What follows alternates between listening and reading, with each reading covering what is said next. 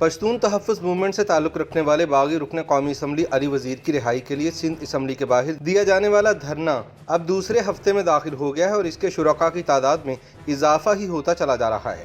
یاد رہے کہ علی وزیر کو کراچی میں ریاست مخالف تقریر کرنے پر غداری کے الزامات کا سامنا ہے اور وہ پچھلے 1 برس سے قید میں ہیں، حالانکہ سپریم کورٹ ان کو ضمانت دے چکی ہے۔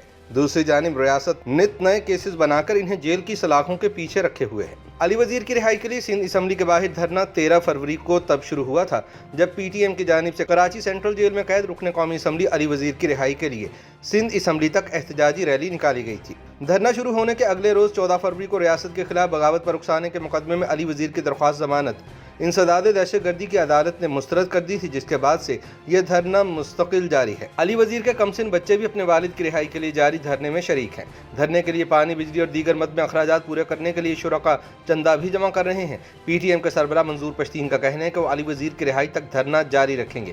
ان کا کہنا تھا کہ سندھ حکومت سے ہمارا مطالبہ ہے کہ علی وزیر کے خلاف دائر مقدمات واپس لیے جائیں جو ان کے بقول جعلی ہیں اور انہیں فوری رہا کیا جائے۔ منظور پشتین کا کہنا تھا کہ ایک کیس میں سپریم کورٹ سے ضمانت ہونے سے یہ بات معلوم ہوتی ہے کہ انہیں جان بوجھ کر دوسرے کیس میں الجھایا گیا تاکہ انہیں جیل میں ہی رکھا جا سکے۔ منظور پشتین نے بتایا کہ ابھی تک ان کے مطالبات تسلیم کرنے میں کوئی پیش رفت نظر نہیں آتی اور اگر یہی صورتحال برقرار رہی تو ان کی تحریک کے پاس کئی آپشنز موجود ہیں۔ پشتین کا کہنا تھا کہ وہ اس حوالے سے جبری گمشدہ افراد کے معاملے پر احتجاج کرنے والے بلوچ اور سندھی قوم پرستوں کے ساتھ بھی رابطے میں ہیں اور ان کے ساتھ وہ لانگ مارچ کے آپشن پر بھی غور کر سکتے ہیں۔ انہوں نے توقع ظاہر کی کہ پیپلز پارٹی جمہوری جماعت ہونے کے ناطے ان کے جائز مطالبات پر غور کرے گی۔ یاد رہے کہ علی وزیر خیبر پختونخوا میں ضم ہونے والے قبائلی علاقے جنوبی وزیرستان سے آزاد حیثیت میں رکن قومی اسمبلی منتخب ہوئے تھے۔ دہشت گردی کے خلاف شروع ہونے والی جنگ میں ان کے والد، بھائی، چچا، کزن سمیت خاندان کے کئی افراد لقمہ اجل بن چکے ہیں۔ اس دوران ان کا کاروبار بھی تباہ ہو گیا۔ علی وزیر پر اس دوران کئی بار قاتلانہ حملے بھی ہوئے ہیں، البتہ وہ خوش قسمتی سے بچنے میں کامیاب رہے۔ اپنے باغیانہ خیالات اور نظریات کی وجہ سے انہیں ایوان کے اندر اور باہر سے سخت تنقید کا سامنا کرنا پڑا۔ قومی اسمبلی کے اسپیکر اسد قیصر نے آئین کے آرٹیکل 63 کے تحت علی وزیر کی نااہلی کے لیے ریفرنس الیکشن کمیشن کو ارسال کر رکھا ہے، جس پر اب تک کوئی فیصلہ نہیں ہوا۔ علی وزیر پر الزام ہے کہ انہوں نے ریاستی اداروں کے خلاف مجرمانہ سازش کے علاوہ ریاستی اداروں کے خلاف ہتک آمیز بیانات بھی دیے۔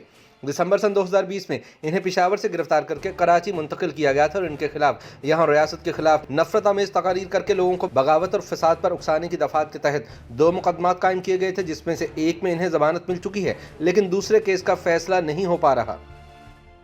YouTube پر گوگلی نیوز دیکھنے کے لیے youtube.com کی سرچ بار میں googly news T V type کریں۔ گوگلی نیوز کے پیج پر سرخ رنگ کے سبسکرپشن والے بٹن پر کلک کرنا نہ بھولیے۔ YouTube پیج پر اپلوڈ ہونے والی ویڈیوز سے باخبر رہنے کے لیے بیل آئیکن پر کلک کیجیے۔ آپ کو ہر نئی ویڈیو کے بارے میں نوٹیفیکیشن موصول ہو جائے گا۔